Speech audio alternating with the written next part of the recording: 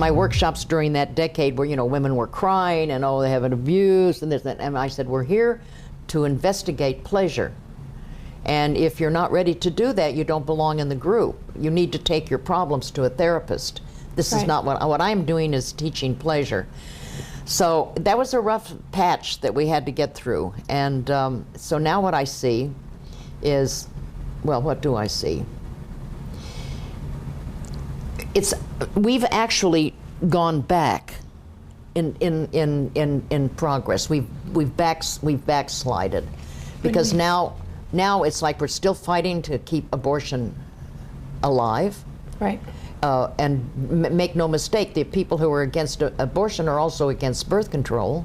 I mean, that's the hidden agenda, that they want to control that. So basically, it's that the insecure men and women, and I say women are as part of this, the Christian right, the Republicans, they're really afraid of women becoming full citizens and sexual in their own rights. It's clear to me that this is the big scary thing. And it's happening, and it will happen, and we need to move forward.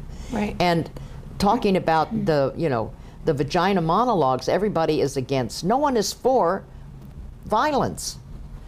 But who's going to march for sexual pleasure? Exactly, and that's the piece. I know I get a lot of slack on my company because my company is named Institute of Pleasure. And so the first thing I get is like, oh, well, you must be totally porn.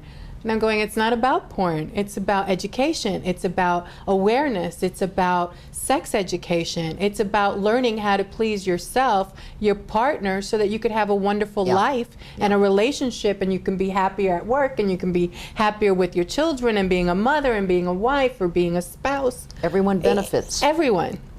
And then you interact with your neighbors. So your neighbors doing whatever they're doing isn't going to bother you at, 9 o'clock in the evening. And you can be more accepting of everyone else. And that's the piece that I want to bring into play with the Institute of Pleasure, and the fact that I've allowed it to remain that name, even though I get so much, well, honey, you can imagine with it. You can imagine what it was like for me to run around the world talking about masturbation.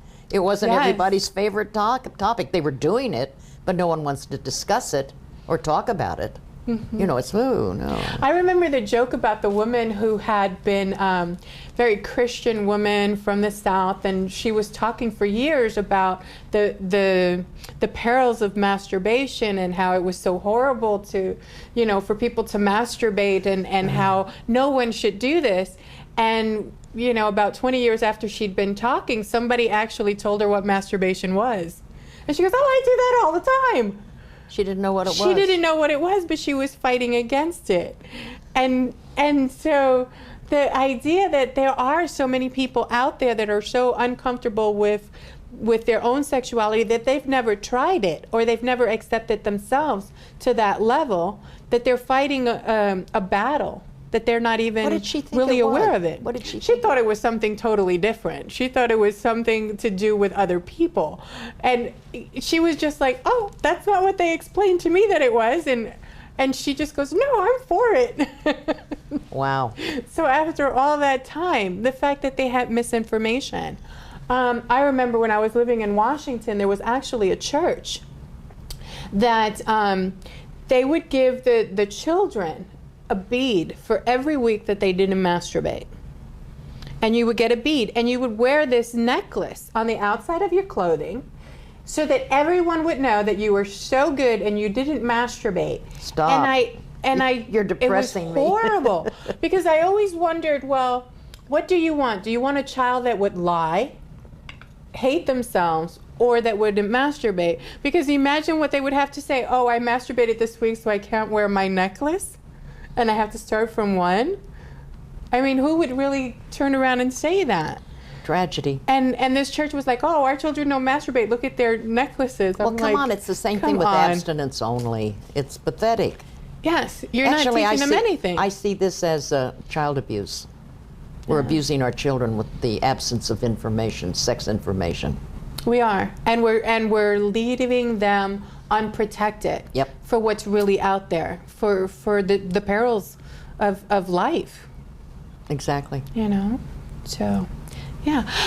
But getting back to your website, what are you going to have on your website? Well, it's going to have like a little bit of everything. It's going to be very, all the bells and whistles. I'm going to have a community. We're going to have little downloadable clips. We have a whole series of categories that we're going to deal with, getting information from women. And of course, men. I never have excluded men, but my focus has always been women. Right. And once we get it together, the guys are going to fall into place. It's really dependent upon women, not Right. men. And women declaring their own sexuality. Yes, and I mean, it's like I say all the time, any man that you'd be interested in wants to know what you like and how you like it. They want to know. It's not something about... They do. Now, there's a couple of jerks, you know, who are going to tell you what they think you want. But for the most part, and when a guy says, you know, honey, what do you like? He really means that, what do you like? What do you like? And so we'll have all of this going on, and I'm very excited about it because my other, you know, my webmaster recently left the planet, and he had, together we had made this, we're a couple of old hippies from the 60s. I was very proud of us that we had created a success in cyberspace because it's a big jump for older folks to go there. And now with my younger partner, who is very technical savvy, she just knows it all, it's another huge leap into much more And the contact. fact that it makes it so accessible to everyone. Everyone. Because, you know, that's the piece that I love about mine, because I put these shows on my website as well, and I get calls from all over the country and all over the world. I had a guy call me from Saudi Arabia, and I thought it was a friend joking around. He goes, I'm calling from Saudi Arabia. I have questions. And I'm like, oh, yeah, right. And I hung up. Oh. And I'm like, what? That's such a weird phone number. And he calls me back. He goes, no, really, I'm calling from Saudi Arabia. And I'm like, oh my God, you really are. And it's the fact that they're able to get information. And the and World the world Wide wants Web. it. The World Wide Web. It is a huge communication now. And there's as so far, no censorship. So that's what we want to So keep, far. no censorship. Because I've gotten censored in every other medium. And I feel the same way on everything. But Betty, I need to wrap up because this is the end of our show. But I want to thank you so much for joining us. And again, the woman who pioneered the Look at Your Vulva, and also the book on sex for one and masturbating. And thank you so much, Betty, for being with us. Well, honey, we're on the pleasure front lines. On the pleasure front lines, yes. So feel free to go to Betty's website, which is bettydotson.com, and that's DODSON, bettydotson.com. Also, you can always contact us at instituteofpleasure.org, O-R-G for orgasms, and post any questions that you want and let us know what you think.